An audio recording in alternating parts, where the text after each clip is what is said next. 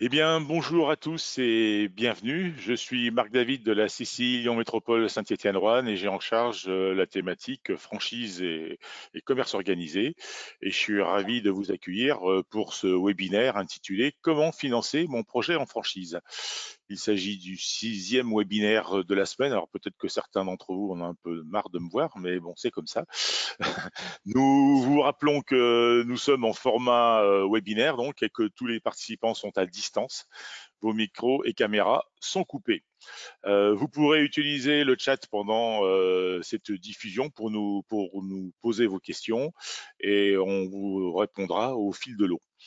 On a voulu ces webinaires en raison de l'annulation de la 12e édition du Forum Franchise qui aurait dû avoir lieu le 22 octobre dernier et qui a été annulée pour raisons sanitaires. Et donc, on a essayé de reprendre les thématiques les plus importantes dans le domaine de la création d'entreprises en franchise. Donc, pour animer ce webinaire Comment financer mon projet en franchise, j'ai le plaisir d'accueillir Stéphanie Pizzuti de Fiducial. Bonjour Stéphanie. Bonjour. Ainsi que André Billard de la Banque Populaire Auvergne-Rhône-Alpes. Bonjour André. Bonjour. Nous se Bonjour. Bonjour à présenterons tous. plus précisément tout à l'heure. Nous allons passer environ 45 minutes, voire plus, en fonction des questions, pour échanger sur notre sujet du jour. Vous êtes actuellement 34 personnes. On attend que les gens nous rejoignent. Pour info, si vous le souhaitez, le support de présentation vous sera envoyé par mail. Le webinaire est enregistré et sera disponible en replay sur la chaîne YouTube de la CCI et ainsi que sur le site du forum franchise lyon-franchise.com. Et comme je vous le disais, pour faciliter l'échange, je serai le relais de vos questions que vous pouvez poser directement via le chat et je distribuerai ces questions soit à André, soit à Stéphanie en fonction de la thématique. On attend encore quelques instants. Je vois qu'il y a des gens qui nous rejoignent avant de démarrer.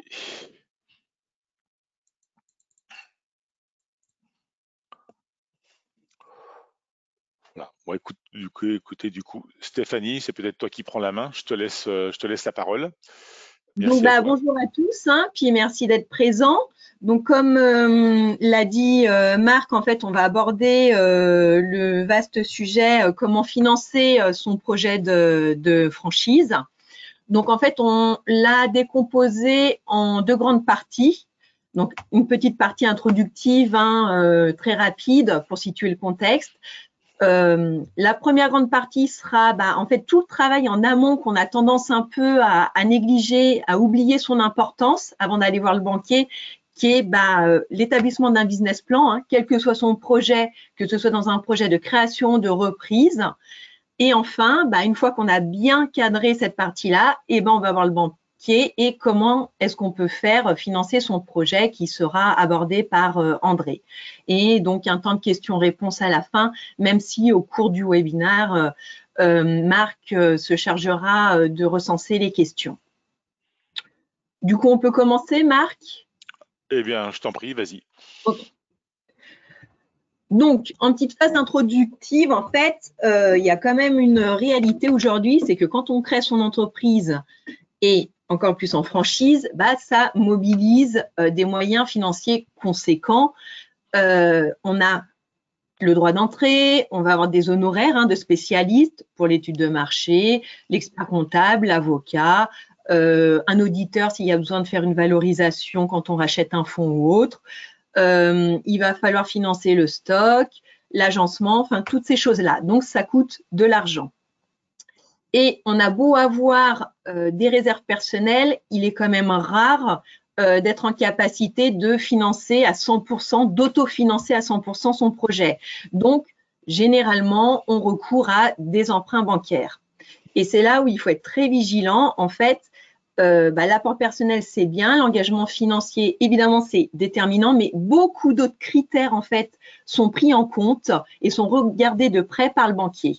En fait, c'est une combinaison de plusieurs critères qu'il ne faut pas perdre de vue. Donc, on va essayer de vous faire prendre conscience et de vous donner les petites clés pour que vous preniez bien le temps d'analyser votre projet, de le comprendre, pour que vous ayez toutes les armes pour aller voir votre banquier.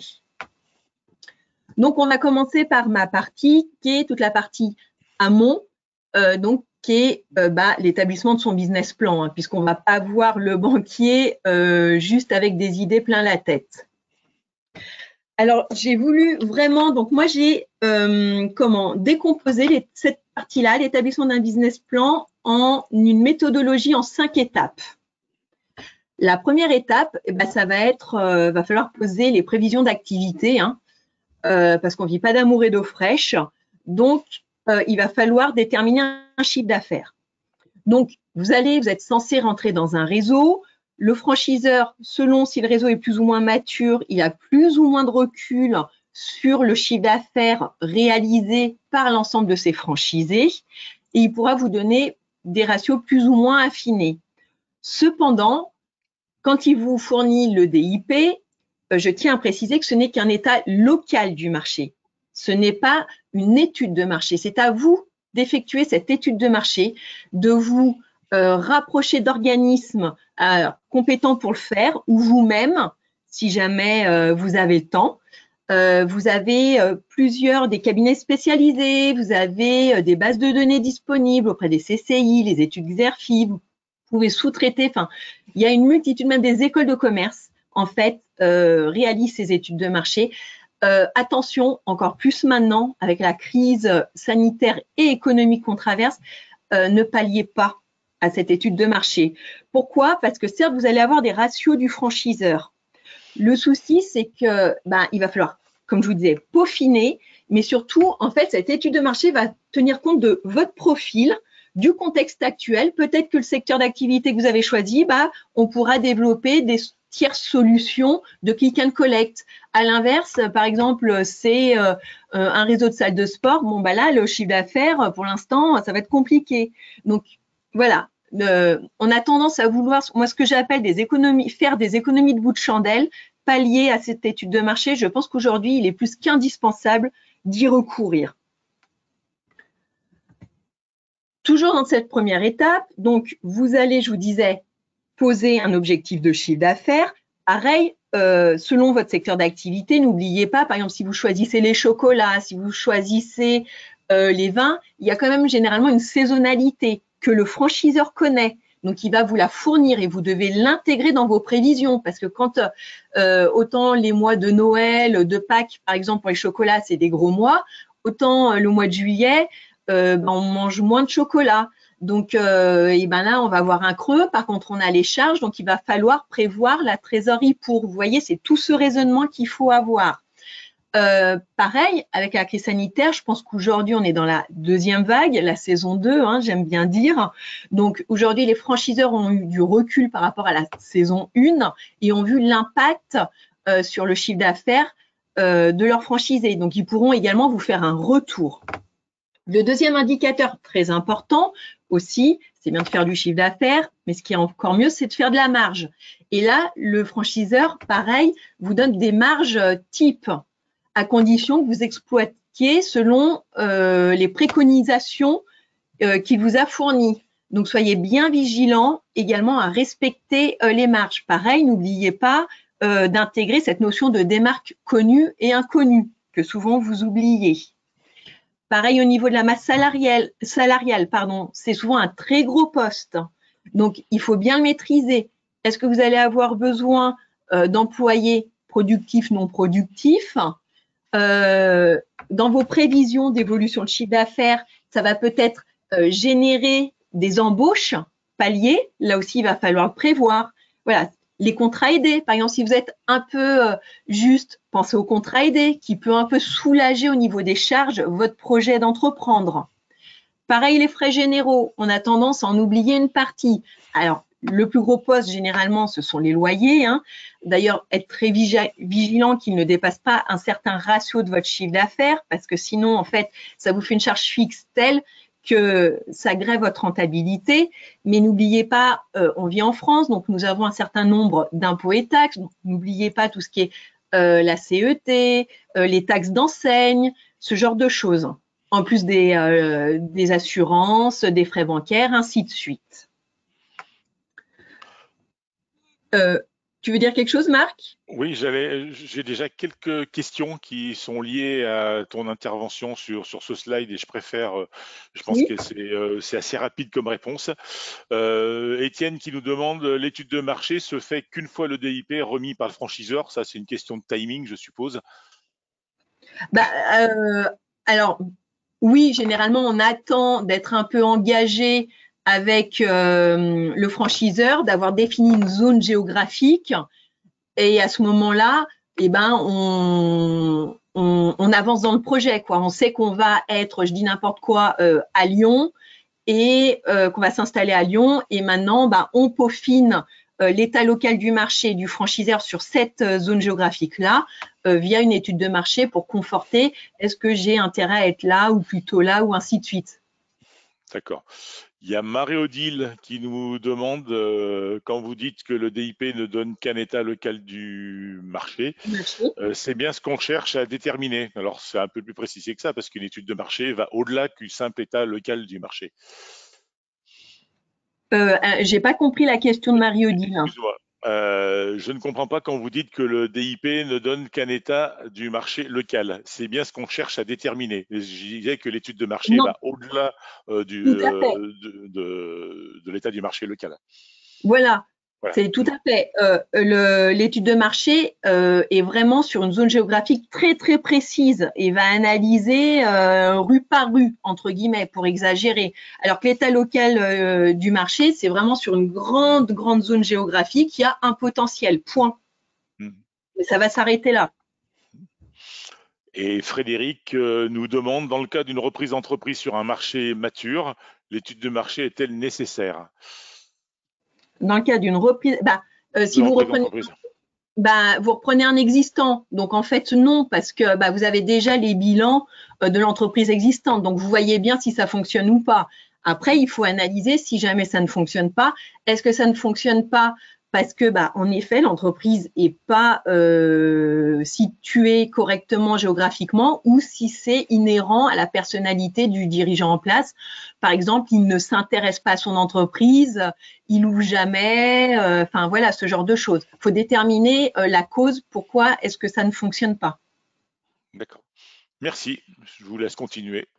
D'accord. La deuxième étape, il va falloir définir son outil de travail, hein. Donc l'outil de travail, en fait, c'est tout ce qui va composer l'entreprise, tous les biens nécessaires en fait pour exploiter. Donc on est généralement sur ces parties-là sur notion. Pardon? Non, Non, j'ai j'ai cru que. rien. Non, non, non. On est sur ces notions-là, sur une notion d'immobilisation. Donc, vous avez trois grandes familles d'immobilisation.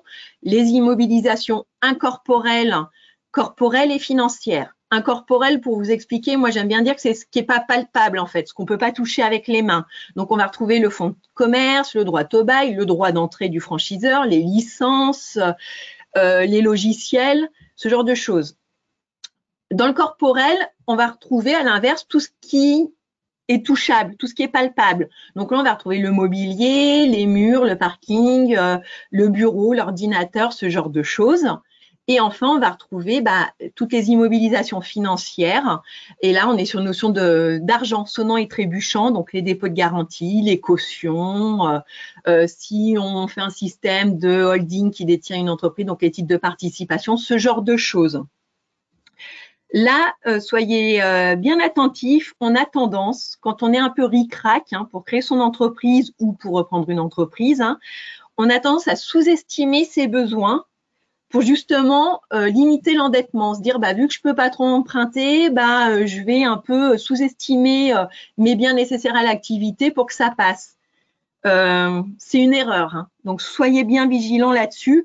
D'autant plus qu'il faut quand même être bien prévoyant parce que la trésorerie, pour résumer, c'est une variante de deux éléments, le fonds de roulement et le besoin de fonds de roulement qu'on verra plus tard.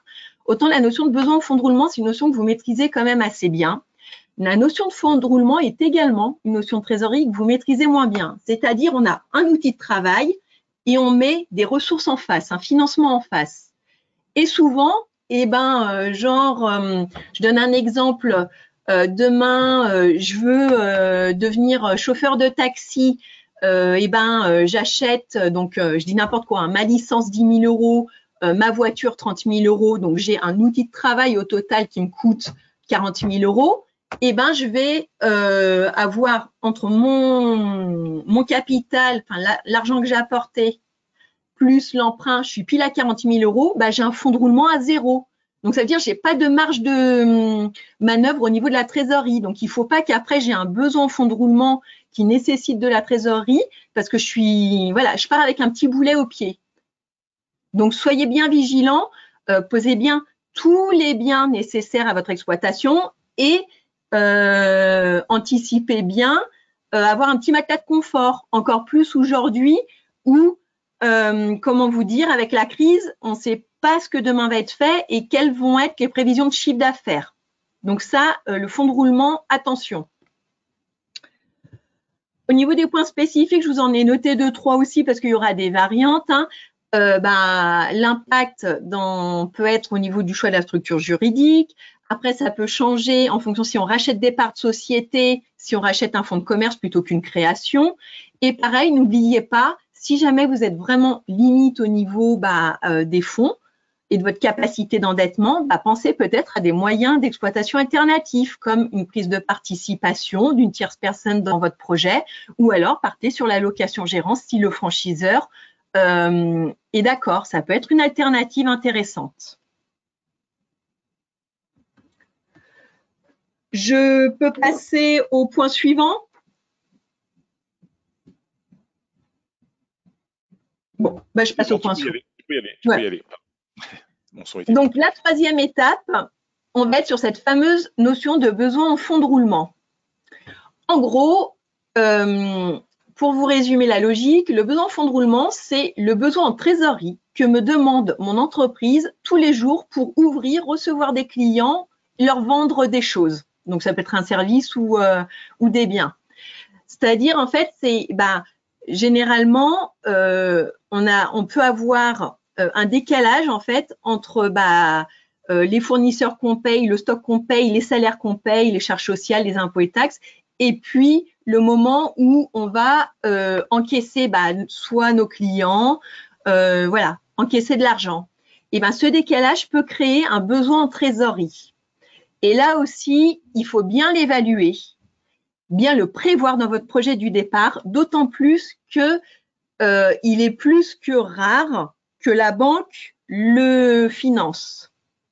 Donc, soyez bien vigilants, ne sous-estimez pas votre besoin en fonds de roulement, parce qu'en plus, comme je vous l'ai précisé avant, si vous êtes sans marge de manœuvre au niveau de votre outil de travail, au niveau du fonds de roulement, alors là, vous pouvez vite être à découvert dès le départ et pas vous en sortir en fait.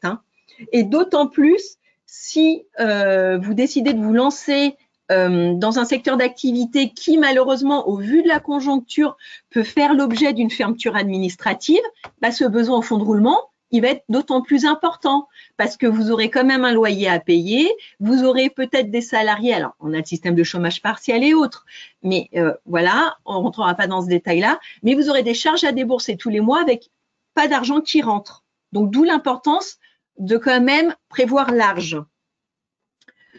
Pareil, ce besoin en fonds de roulement, il évolue en fait. Donc, on a un besoin en fonds de roulement de démarrage que vous devez à tout prix bien chiffrer et bien prévoir. Je vois beaucoup de projets où soit on a oublié le besoin en fonds de roulement de démarrage, soit on l'a mal évalué et en fait, on se met en difficulté du départ. Donc, faites très attention.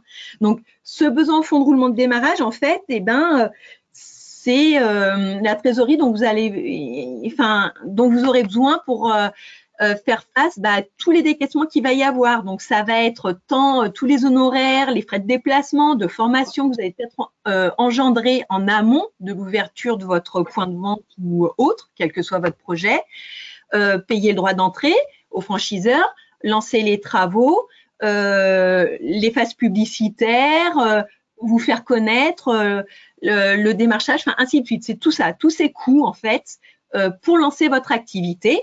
Mais attention, le besoin en fonds de roulement, c'est une notion évolutive. Elle évolue dans le temps au fil des ans. Donc, par exemple, demain, vous prévoyez, dans vos projections, vous prévoyez à 3 ans une augmentation exponentielle de votre activité, bah, votre besoin en fonds de roulement risque d'augmenter. Donc, bien le prévoir, hein. Au niveau du plan de financement, bon, alors, on ne va pas se voiler la face, hein, lancer son projet sans apport personnel, c'est utopique, hein, c'est pas possible. Ou du moins, si vous avez pas beaucoup d'apport personnel et que par exemple vous voulez ouvrir une boulangerie, je dis n'importe quoi, Louise ou autre, qui demande quand même un certain montant d'investissement et d'apport personnel, il va peut-être falloir penser à un autre projet à ce moment-là, voir un projet qui demande moins d'apport personnel et moins de financement bancaire qui seront dans vos capacités, hein. Ça aussi, souvent, on sous-estime cet apport personnel et je le répète, mais vraiment, parce que surtout aujourd'hui avec la crise actuelle, ce petit matelas de confort que vous pouvez avoir vous permettra peut-être de pallier en cas de fermeture administrative ou de perte de chiffre d'affaires, parce qu'il y a un moment, bah, les gens, une fois qu'ils sont confinés, on a beau être ouvert, bah, on n'a pas le client. Donc, mais nous, on est ouvert. Donc, et on va payer les factures. Donc, il va falloir quand même pouvoir injecter de l'argent si besoin. J'aime bien dire, il faut avoir le moyen de ses ambitions, hein. Ça, c'est indiscutable. Il faut aussi que ce soit de l'argent qui soit disponible dans la durée, parce que par exemple, l'argent que vous allez mettre dans le capital, bah, vous n'allez pas le récupérer avant que vous sortiez de l'entreprise. Pareil, même si vous le mettez dans votre compte courant, déjà, il y a une réalité aujourd'hui, le banquier se couvre en demandant généralement le blocage des comptes courants sur la durée du prêt pour être sûr que vous ne récupériez pas votre argent puis qu'après, vous puissiez le planter dans les remboursements. Donc, c'est de l'argent que vous n'allez pas récupérer tout de suite. Donc, il ne faut pas que vous en ayez besoin demain ou dans 3 mois pour des projets personnels.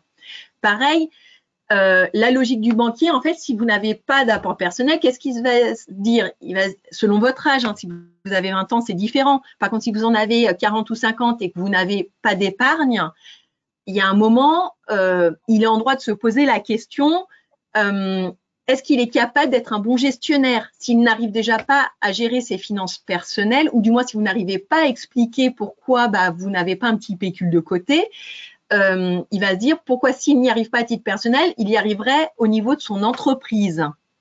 Donc, voilà le raisonnement du banquier. Donc, vous pouvez avoir eu peut-être des couacs de vie ou alors bah, vous avez investi dans une résidence secondaire, votre résidence principale et la dernière Ferrari, je ne sais pas. Du coup, vous avez utilisé toutes vos ressources personnelles, mais il va falloir quand même être capable de justifier auprès du banquier, de lui expliquer votre parcours de vie personnel qui justifie votre situation à un instant T. Ok. Merci Stéphanie. Audrey nous demande si on peut amortir une formation et si oui, comment? Formation spécifique avec certification. Alors, tout dépend si c'est un package compris dans le droit d'entrée et autres que certains réseaux font, oui, pardon, ça rentre tout en immobilisation incorporelle avec le droit d'entrée parce qu'on ne peut pas démembrer. Par contre, si c'est dans le cadre d'une formation qui est bien identifiée, le droit d'entrée est de temps de 10 000, la formation est de 5 000, elle passera en charge. D'accord. Merci. C'est une charge déductible, hein. D'accord. Je pense qu'on a répondu à Audrey. C'est pas une immobilisation. Je pense que c'était sa question. C'est pas une immobilisation, c'est une charge. Oui, parce qu'elle parlait d'amortissement. Donc, voilà. D'accord. Elle nous dit merci. Donc, c'est que ça a répondu à sa question.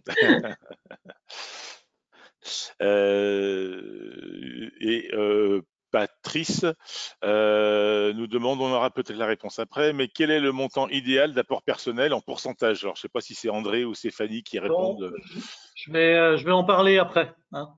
Donc, on en parle après. Voilà. Bon, mais en gros, alors moi, je donne juste les ratios d'experts comptables, mais André, tout à fait, après, précisera la pensée du banquier.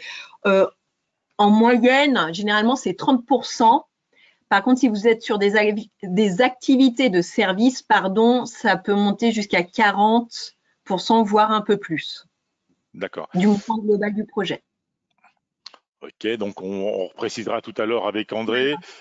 Claude nous demande si un bien immobilier peut-il être considéré comme un apport personnel. Je suppose que ça nécessite un peu de manipulation, de Il faut montage vendre. technique. Voilà.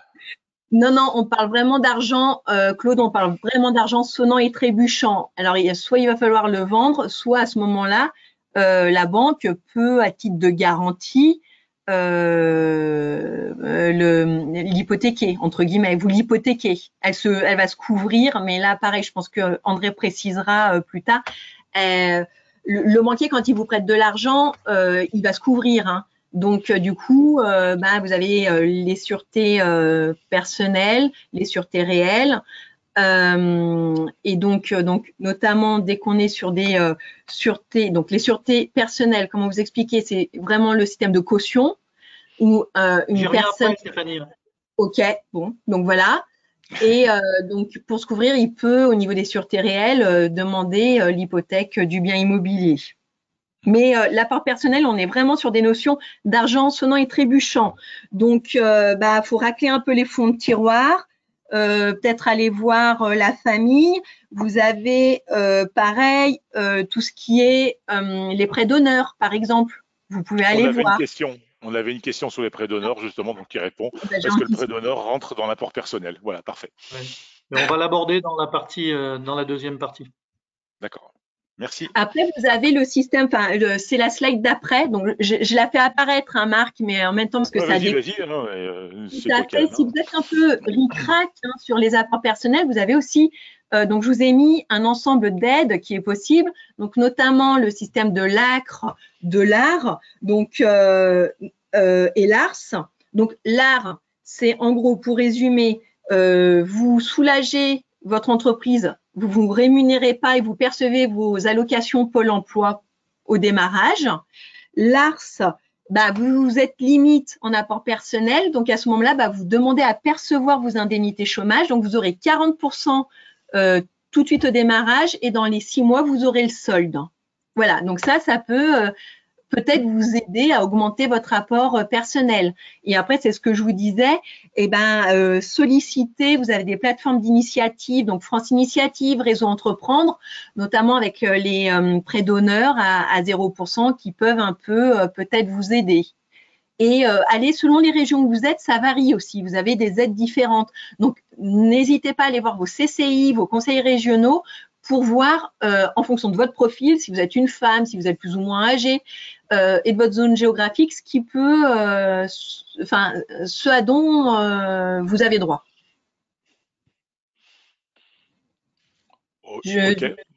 Ça répond du coup en même temps à la question du monsieur? Tout à fait, je suppose. De toute façon, André va nous en dire plus maintenant, désormais. Tout à fait. Non, j'ai un dernier. Alors, moi, j'ai 2 derniers slides parce que cette partie-là, elle est vraiment hyper importante et je pense que André le confirmera. Et c'est souvent celle que vous détestez le plus et qui est le plus bâclée. C'est le rapport final de votre business plan. En gros, pour vous expliquer, c'est comme si vous alliez passer, quand vous allez aller voir votre banquier, c'est comme si vous alliez passer un entretien d'embauche avec votre CV et votre lettre de motivation. Bon, en fait, ce rapport final, c'est votre CV et votre lettre de motivation. Dedans, il faut que vous expliquiez tout. La stratégie de votre projet, utilisez surtout le bon vocabulaire parce que sinon, ça montre que vous maîtrisez pas votre projet. Évitez de dire, quand le banquier vous interroge sur les chiffres, je sais pas, faudra appeler mon expert comptable parce que ça fait pas sérieux, quitte à ce que vous nous demandiez de vous accompagner. En fait, vous devez vous vendre, quoi. Faut que vous transmettez votre passion, votre foi. Vous vous vendez comme un entretien d'embauche. Donc, voilà.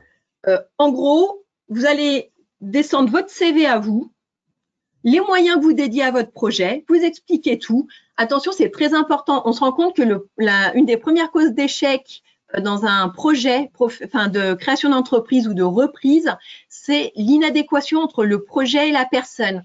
Est-ce que votre famille adhère bien à votre projet? Parce que si votre femme ou votre conjoint n'est pas intéressé, ne va pas supporter que vous travaillez, je dis n'importe quoi, 15 heures par jour, bon, bah, ça échouera. Est-ce que vous êtes prêt à vous investir au moins les 3 premières années à 200% et adieu les 35 heures? Voilà, ça va être ce genre de choses. Donc ça, déjà, il faut que vous le transmettiez dans votre rapport, que vous en ayez conscience et que vous l'expliquiez bien aux banquiers. Pareil, faites un petit, expliquez le réseau, comment il a évolué du démarrage jusqu'au jour d'aujourd'hui. Comment vous visez l'évolution de votre projet dans le temps. Voilà, tout ce genre de choses. Hein. Vraiment, vous vendez comme un entretien. Je passe la main du coup à André hein, sur la partie financière. De toute façon, si vous avez d'autres questions, on y répondra avec grand plaisir à la fin. Et là, maintenant, on va être sur la parole du banquier. Merci Stéphanie. Donc la parole est à Merci André Stéphanie. désormais. Merci Stéphanie. Bonjour à tous. Je suis André Billard. Je suis responsable franchise à la Banque Populaire Auvergne-Rhône-Alpes. Donc on va se mettre un petit peu dans la peau du banquier et on va commencer par les questions à se poser. La première que j'ai mise, c'est comment bien choisir sa banque. Si tu veux revenir celle d'avant, voilà. Comment bien choisir sa banque pour la raison suivante. Moi, j'ai été pendant 20 ans directeur d'agence et dans le domaine de la franchise, souvent, on peut avoir un interlocuteur qui ne maîtrise pas les tenants et les aboutissants de la franchise et ça peut vite poser un souci si notamment on n'est pas du métier. La majorité des dossiers qui sont refusés par les banquiers, c'est parce que le porteur de projet n'est pas du métier, alors que c'est le concept même de la franchise. Et on a aujourd'hui beaucoup de dossiers, notamment en reconversion, d'avoir des porteurs de projets qui ne sont pas du métier. Ça explique beaucoup de refus et ça explique donc qu'il faut bien choisir à la fois sa banque, mais aussi son interlocuteur. Bien choisir sa banque, c'est qu'on a aujourd'hui des banques qui sont un peu en avance sur le domaine de la franchise et qui ont créé depuis 15 ou 20 ans des pôles franchises qui permettent à la fois d'analyser les franchiseurs, de référencer les franchiseurs et de mettre en place des structures qui permettent d'accompagner les porteurs de projets. Donc la priorité, c'est peut-être de se dire, quand vous allez voir votre banque, est-ce que cette banque a un pôle franchise? Est-ce que cette banque a un responsable franchise pour pas avoir affaire à quelqu'un qui ne maîtrise absolument pas ce domaine? Après, la question que l'on peut se poser, c'est à quel moment aller voir son banquier. Stéphanie l'a dit tout à l'heure, c'est assez difficile d'être au bon moment. Si on est trop en amont, on voit le banquier, on n'a pas grand-chose à lui dire. On a aujourd'hui des porteurs de projets qui viennent en banque. Ils savent tout juste dans quel secteur ils veulent aller. Ils connaissent pas le franchiseur avec lequel ils vont travailler. Ils savent pas où ils vont être situés. Ils savent pas, ils n'ont pas aucune idée sur le chiffre d'affaires prévisionnel. Bien évidemment, vous l'aurez compris, là, on est beaucoup trop tôt. Il ne faut pas attendre non plus le dernier moment. J'aurais tendance à dire, il faut trouver le juste milieu.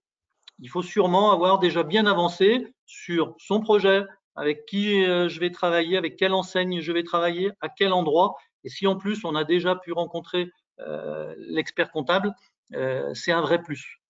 Alors Stéphanie l'a dit tout à l'heure, mais moi je vais me mettre côté banquier. Un porteur de projet qui vient nous voir et qui a bidouillé dans son coin ou sur Internet son business plan, c'est possible, rien ne lui interdit, mais c'est déjà une image qui va être plutôt défavorable vis-à-vis du banquier.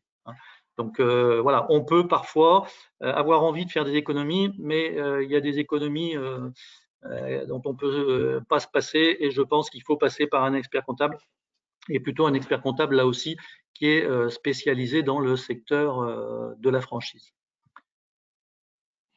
On a vu comment bien choisir sa banque, donc une banque qui a un pôle franchise, un responsable franchise. À quel moment aller le voir? Le piège à éviter. Moi, je veux rebondir tout de suite sur ce qu'a dit Stéphanie, parce que c'est exactement ça. Tous les documents que vous allez apporter aux banquiers vont être importants, bien évidemment, et ils sont indispensables. Mais le plus important, c'est comment vous allez vous présenter aux banquiers, comment vous allez savoir vous vendre, parce que c'est le banquier, il y a les chiffres, mais il y a aussi votre capacité à être un chef d'entreprise. La première chose à dire, parce que ça existe encore, on le voit encore dans les réseaux bancaires, c'est le futur franchisé, le porteur de projet que vous venez, vient, mais il ne vient pas avec le franchiseur ou un représentant du franchiseur. Le concept de la franchise, c'est un franchiseur, un franchisé, mais c'est deux entrepreneurs indépendants.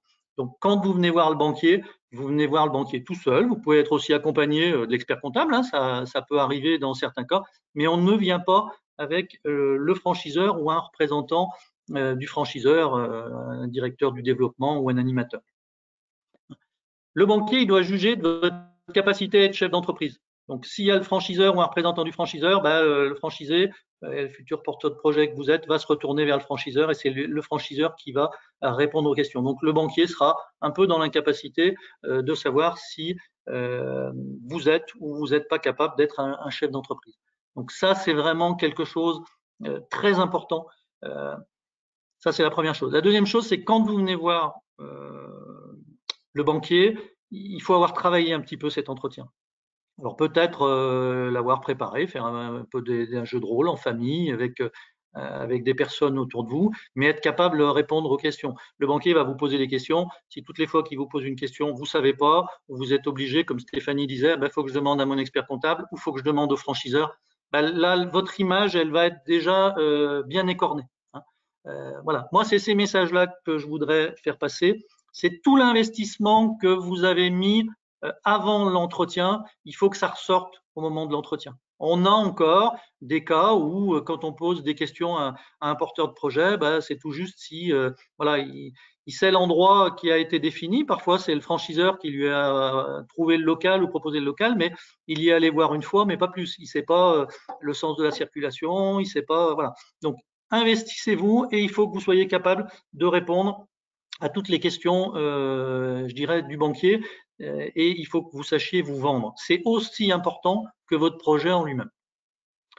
Voilà les questions à se poser. Alors, on va rentrer un petit peu plus après dans le détail. Je vais être très rapide là-dessus parce que Stéphanie l'a déjà bien indiqué. Est-ce que je peux te couper, André? Excuse-moi, est-ce que je peux te couper parce qu'on a beaucoup de questions et je voudrais en distiller deux ou trois qui te concernent directement. Alors, on a Samuel qui a une question un peu généraliste sur les banques avec la crise du Covid.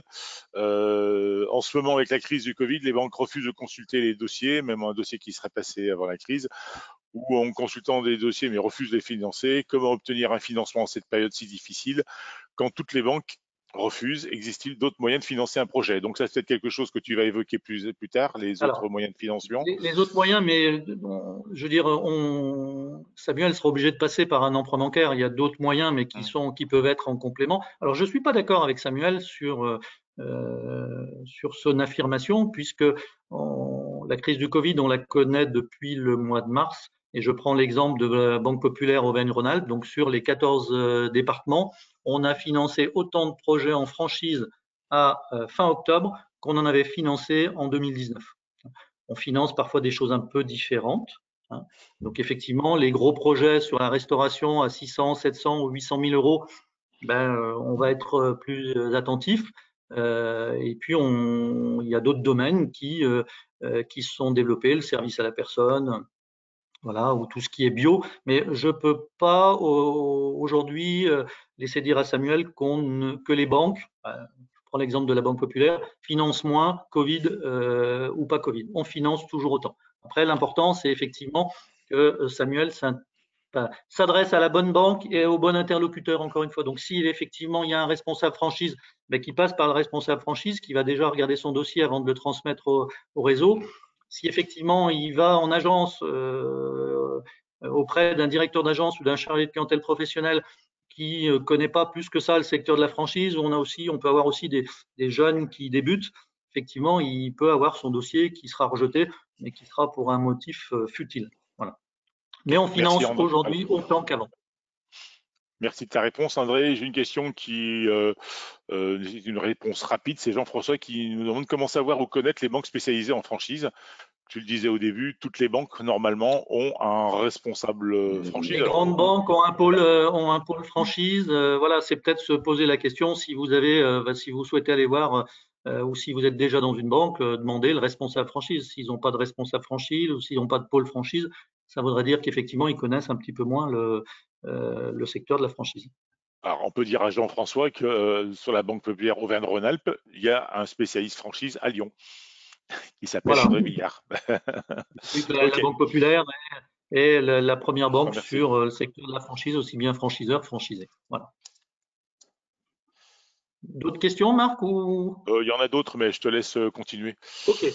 Alors, je vais avancer rapidement sur les éléments à financer puisque Stéphanie en a déjà un petit peu parlé. Hein. Donc, effectivement, on peut financer, je les reprends rapidement, l'étude de marché, le conseil de spécialistes pour l'étude du DIP, la réalisation, bien sûr, du prévisionnel via l'expert comptable, les droits d'entrée, la formation, on en a parlé, et puis le besoin en fonds de roulement, notamment en partie. Et puis sur la partie matérielle, le local, l'agencement, le matériel. Hein. Donc très rapidement, puisque Stéphanie en a déjà parlé. Ensuite, on va aborder les solutions de financement. J'en ai mis 4 en sachant que les 2 premiers sont sûrement les plus importants. Les 2 autres peuvent être des compléments. Le premier, c'est les capitaux propres. Stéphanie a répondu en partie à l'apport, puisque ça doit être sur le slide suivant. Stéphanie, je pense que je revenais sur l'apport. Effectivement, il y a des normes qui sont un petit peu reconnues par tout le monde. C'est sur la globalité de votre projet, on vous demande aujourd'hui 30% d'apport pour tout ce qui est activité commerce et 40% dans les activités de service. 30% dans le commerce, un peu moins dans le commerce parce que souvent le banquier peut prendre une garantie, par exemple sur le fonds de commerce, un nantissement du fonds de commerce, ce qui n'est pas vrai sur les activités de service. Bien évidemment, et souvent, c'est demandé aussi par le franchiseur. C'est-à-dire que le franchiseur, avant de signer avec un franchisé, il veut être sûr quand même que le franchisé, il a un petit peu les reins solides et qu'il ne parte pas sans rien. Donc, effectivement, souvent, c'est aussi demandé par le franchiseur. Je vais mettre un bémol, c'est que c'est des pourcentages, c'est des moyennes, et effectivement, ça sera très différent si on a affaire à un jeune de 20 ou 22 ans, ou si on a affaire à quelqu'un qui a 55 ans ou 50 ans et qui est en phase de reconversion et qui a un patrimoine. Voilà. Mais il faut quand même garder ça comme norme. Si effectivement on a 0 apport, il faut peut-être se tourner vers notre mode de financement que la franchise. Ça ne correspondra pas. Sur l'apport, très clairement, c'est tout ce qu'on peut récupérer comme argent sonnant et trébuchant. Stéphanie l'a dit. Donc, c'est toute l'épargne que le porteur de projet peut avoir, livret A, appel, SICAV, enfin tout ce qui peut être épargne. Ça peut être aussi les donations ou les participations familiales. Souvent, on a des porteurs de projets dans leur environnement, que ce soit les parents, les grands-parents, ils peuvent les aider. Et puis les prêts d'honneur, puisque on y reviendra un petit peu après, mais au niveau du banquier, on considère le prêt d'honneur comme étant de l'apport. Voilà sur l'apport, mais oui, je t'en prie. Je suis désolé parce que tu es sur l'apport, hein, excuse-moi de te couper. Il y a Marie-Odile qui pose une question sur l'assurance vie, peut-elle être considérée comme un apport perso? À partir du moment où il réalise son contrat d'assurance vie, il le rembourse, ça sera bien de l'apport personnel. De la même manière qu'un plan d'épargne logement, il faudra bien évidemment clôturer le plan d'épargne logement pour mettre l'argent dans le financement global. Merci. Voilà sur l'apport, donc gardez cette idée 30% de l'apport. Deuxième élément pour financer son projet, ça sera le crédit bancaire classique. Je ne vois pas de dossier aujourd'hui où on n'a pas un financement en crédit bancaire.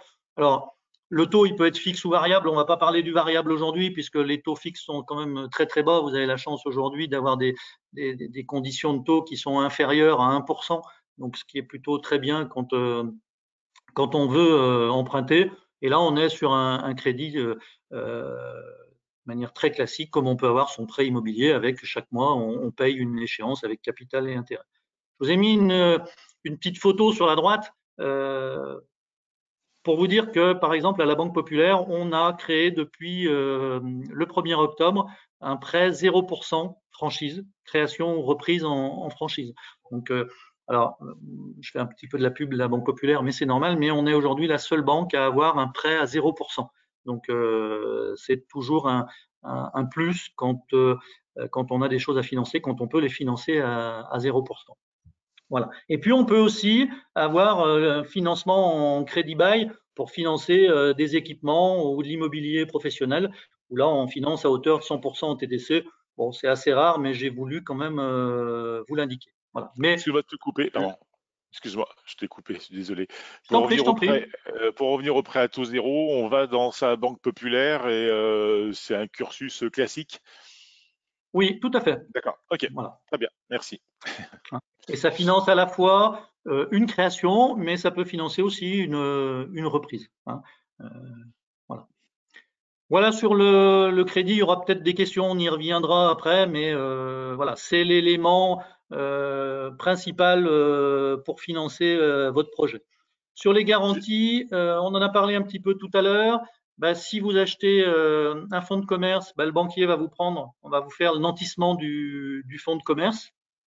Et puis si c'est pas un fonds de commerce, et bien souvent il va vous demander une caution personnelle. Alors caution personnelle, que les choses soient très claires, la caution personnelle, c'est pas une sûreté réelle comme Stéphanie le disait tout à l'heure. Donc on vous demande pas une hypothèque sur votre appartement ou sur votre maison.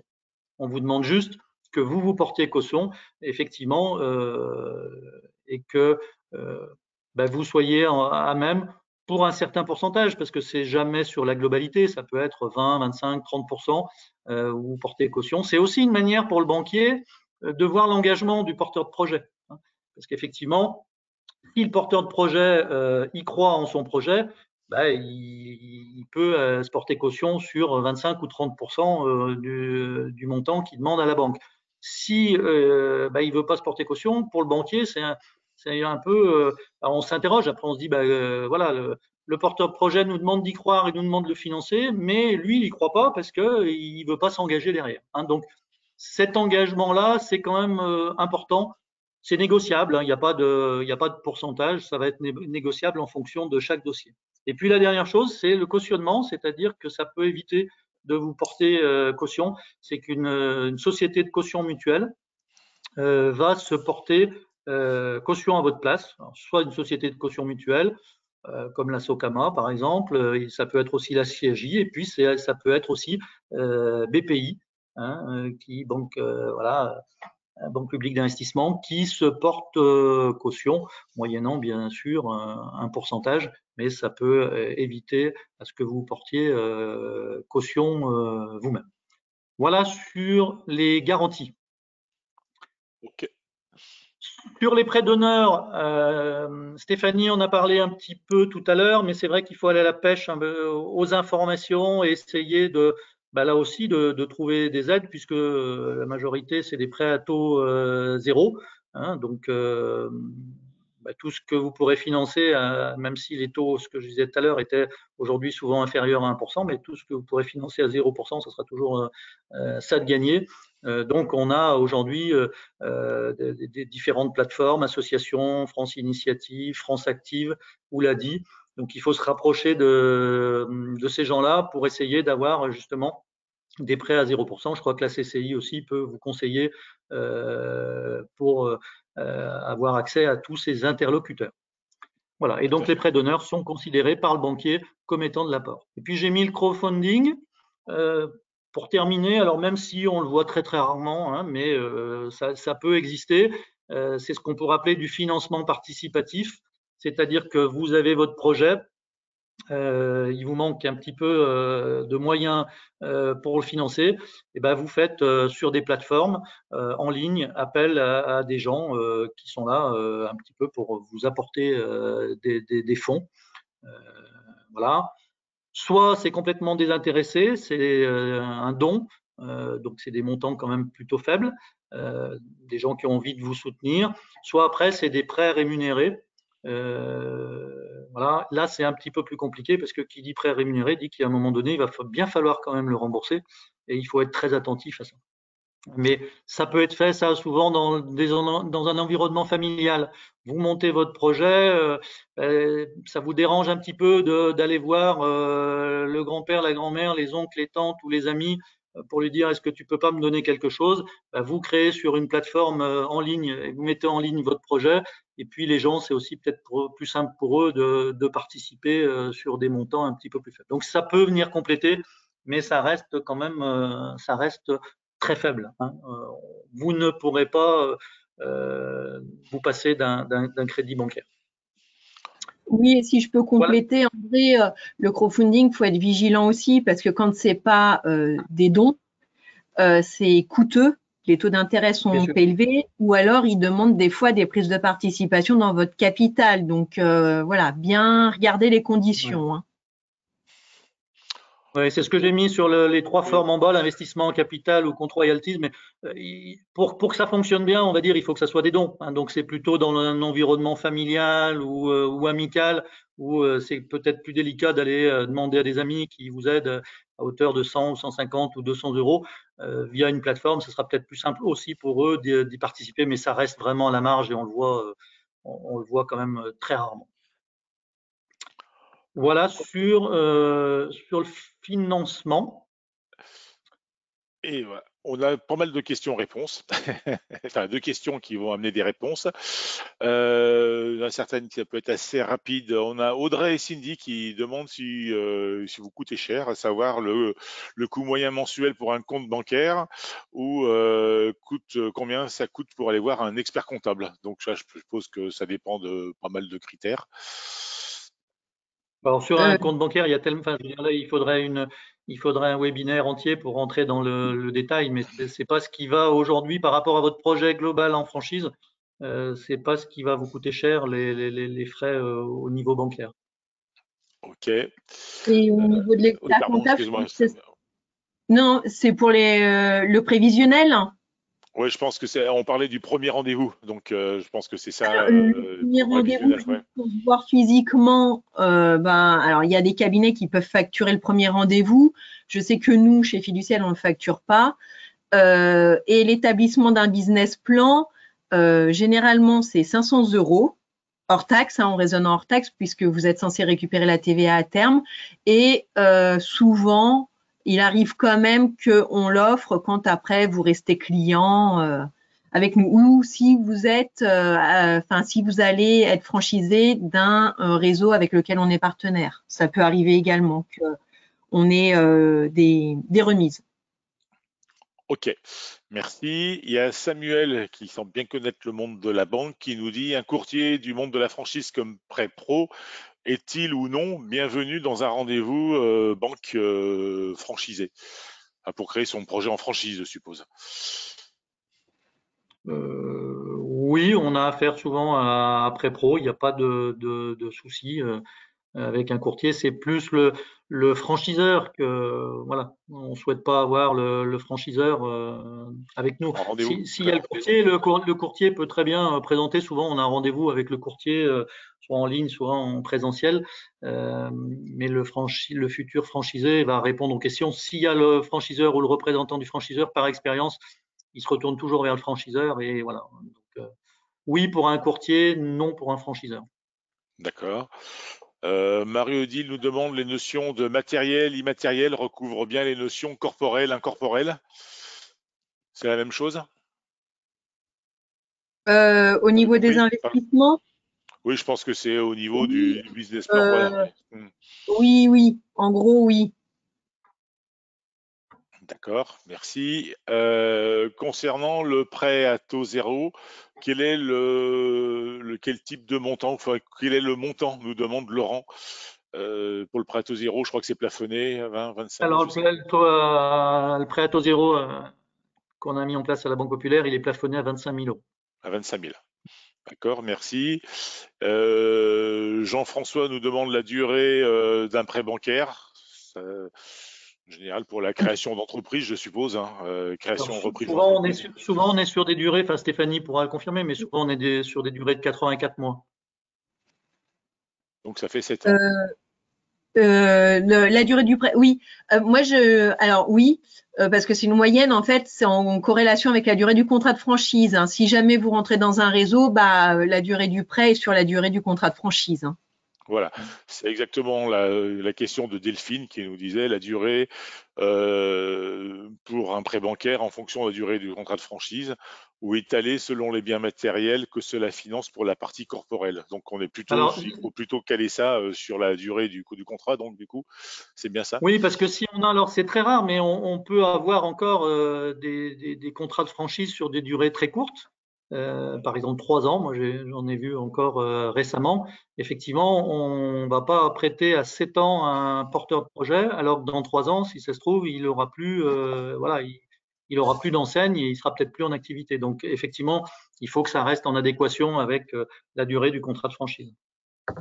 Et en gros, Ok. c'est souvent entre 60 et 84 mois, quoi. Entre 5 et 7 ans. Oui, 5-7 ans. Prenez une tranche 5-7 ans. Ok. Est-ce possible d'expliquer un peu plus en détail ce qu'est le crédit bail, nous demande Ferdinand. André, tu veux ou tu veux que j'explique? Vas-y, je t'en prie. En Vas-y, gros, vas-y. souvent le crédit bail, par exemple, si vous avez pas assez, vous n'avez pas les moyens, je dis n'importe quoi, d'acheter un véhicule en propre, enfin l'entreprise n'a pas assez de fonds, une solution, c'est que le crédit bail, c'est une location en fait. Donc vous allez louer un copieur, un véhicule, un matériel, vous le louez. Avec souvent une option d'achat à la fin du contrat pour un certain montant. Je ne sais pas si j'ai été claire. Bon, il Allô? me semble que oui. Oui, oui. Enfin, ouais, il me semble que oui, mais bon. Non, c'est parce que j'avais un message. Je vais voir si ça correspond. On me dit oui, merci. Hop. Les prêts d'honneur sont-ils cumulables? Nous demande Cindy. Oui, pas de D'accord. souci. C'est clair et rapide. Le coût d'un expert comptable, on en a déjà parlé. Si on n'a pas 40% d'apport perso, mais une garantie pour le même pourcentage, est-ce que cela peut aider? Demande Claude. Qu'est-ce qu'il entend, Claude, par garantie? Alors, si je reprends la question, si on n'a pas 40% d'apport perso, mais une garantie, oui, d'accord, faut qu'il nous précise, c'est une garantie, je ne sais pas si c'est un bien immobilier ou des fonds placés, etc. On va demander à Claude de nous préciser ça. Oui. D'accord? Donc c'est plutôt 30% d'apport, hein, 40 dans les Alors, services, mais c'est plutôt il nous dit un 30%. bien, il nous dit un bien immobilier, effectivement. Oui, alors, enfin, je veux dire, moi, je n'ai pas d'exemple récent où on a pris un bien immobilier, enfin une hypothèque sur un bien immobilier pour un dossier de franchise. C'est c'est très rare. J'en profite parce que Guillaume, il y a beaucoup de questions. Est-ce que Stéphanie, tu pourrais revenir au niveau de vos contacts? Parce qu'il y a des gens qui me demandent vos Oui, contacts pour entrer en contact avec vous. Il y a des gens qui sont arrivés un petit peu après. Donc, c'est dans tes premiers slides. C'est pour avoir vos mails et coordonnées. Donc, les gens l'ont demandé. Donc, vous les avez donc pour André. Hein, on vous laisse temps de saisir. Et puis, te concernant. oui. C'est bon pour André? Je ne sais pas, je ne me rends pas bien Bon, compte. je pense que c'est bon, oui. Ok. Donc ça, c'était Frédéric qui nous demandait ça, puis il y en avait d'autres. Euh, Après, pour répondre à la personne, la question d'avant, de toute façon, moins vous aurez d'apport personnel, plus le banquier va demander des garanties, hein. C'est mathématique. D'accord. Là, on a une question qui revient plus par rapport à un volet réglementaire de Étienne en début de webinaire. Est-ce que le DIP doit contenir des éléments précis liés au business plan? Alors, des éléments précis, oui. Je pense que ce qu'il veut dire, c'est qu'ils peuvent être repris dans le business plan. Alors, Alors, c'est vous tout aurez un les sujet. comptes Hein. du franchiseur, enfin de ses unités pilotes, mais vous n'aurez pas les comptes des autres franchisés, hein, puisque les franchisés sont des chefs d'entreprise indépendants et leurs comptes leur appartiennent. Donc après, le franchiseur vous fournira des ratios, des grandes fourchettes, mais ça sera à vous, en fonction de votre projet, de votre situation géographique, de plein de critères, de peaufiner, d'affiner les chiffres, mais le franchiseur vous donnera des ratios, des grandes mailles. Alors, il apporte une précision, je saisis pas trop Étienne, disant des termes précis ou contractuels. Alors, moi, je serais tenté de dire, hein, je vais répondre un petit peu, c'est-à-dire que rentrer dans ce que doit comprendre un DIP. On va peut-être vous inviter. Il y avait un webinaire ce matin à rentrer en contact. Alors, je suis désolé pour ceux qui étaient ce matin, mais j'ai eu un problème technique, donc j'ai pas pu. Mon ordi a coupé, mais vous aurez les contacts. Si c'est pour rentrer dans le détail, je pense pas qu'on puisse tout aborder ici, parce que pour un DIP, ça nécessite un peu de temps, à moins que l'un d'entre vous veuille y répondre. Mais on vous invite plutôt à rentrer en contact, soit avec votre expert comptable, soit avec un avocat. Ce qu'on peut dire quand même, Marc, juste par rapport à ça, c'est qu'effectivement, Ouais. c'est peut-être important pour le porteur de projet aujourd'hui aller sur les réseaux sociaux ou sur Internet. On a beaucoup d'informations. C'est d'aller à la pêche aux informations et peut-être de contacter les derniers franchisés du réseau pour se rapprocher d'eux. Et c'est là une source d'information qui est non négligeable quand même, pour savoir si effectivement le chiffre d'affaires attendu a bien été réalisé et ainsi de suite. Donc, je pense que toutes les démarches qui peuvent être faites dans ce sens-là pour aller chercher des informations seront bénéfiques. Ok, merci. Alors, Étienne précise encore sa question. Est-ce que la composition du DIP est contractuelle? Oui, il y a des passages obligés Oui, tout à dans le fait. DIP pour le franchiseur. Hein. Tout à fait.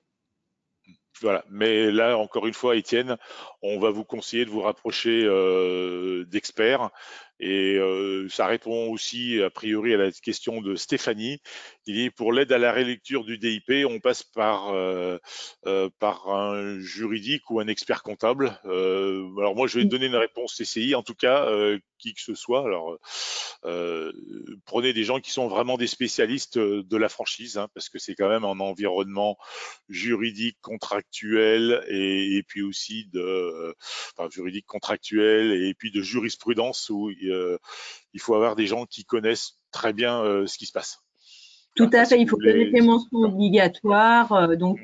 Il faut, enfin, je sais que nous, le service auquel je fais partie, nous relisons tous les DIP, mais vous avez également des avocats spécialisés, mais il faut que ce soit un expert comptable ou un avocat spécialisé en franchise, parce qu'il faut quand même avoir lu un certain nombre de DIP de contrats de franchise pour détecter les soucis. Tout à fait. Bien, ma foi, il est 14h33. Bien, merci à tous de nous avoir suivis. Merci Stéphanie, merci André pour vos interventions. C'était très clair et je pense que ça a apporté beaucoup de choses à nos participants. C'était le dernier webinaire de cette semaine, le 6e plutôt consacré aux franchisés. Demain, on en a un consacré plutôt franchiseurs, mais n'hésitez pas à vous connecter demain à 13h30 et à vous inscrire via lyon-franchise.com, puisque vous verrez un petit peu ce qu'on dit à un franchiseur si toutefois vous êtes candidat franchisé pour avoir de bonnes relations avec ses franchisés. Donc vous avez les coordonnées de nos intervenants, donc n'hésitez pas à les contacter si vous souhaitez échanger davantage avec eux sur le sujet. On va encore vous demander 2 petites minutes d'attention pour répondre à notre enquête de satisfaction qui va s'ouvrir lorsque on va fermer le webinaire. C'est quelque chose qui est très important pour nous. Et puis, on vous souhaite une bonne journée en espérant que tous ces webinaires vous auront bien ouvert sur le modèle économique de la franchise et vous aideront à y voir plus clair pour vos projets. Eh bien, bonne journée à tous et à bientôt. Merci Stéphanie encore et merci André. Et puis Merci, à très bientôt. Merci. bonne journée. Merci, bonne journée à tous. Merci. Au revoir à tout le monde.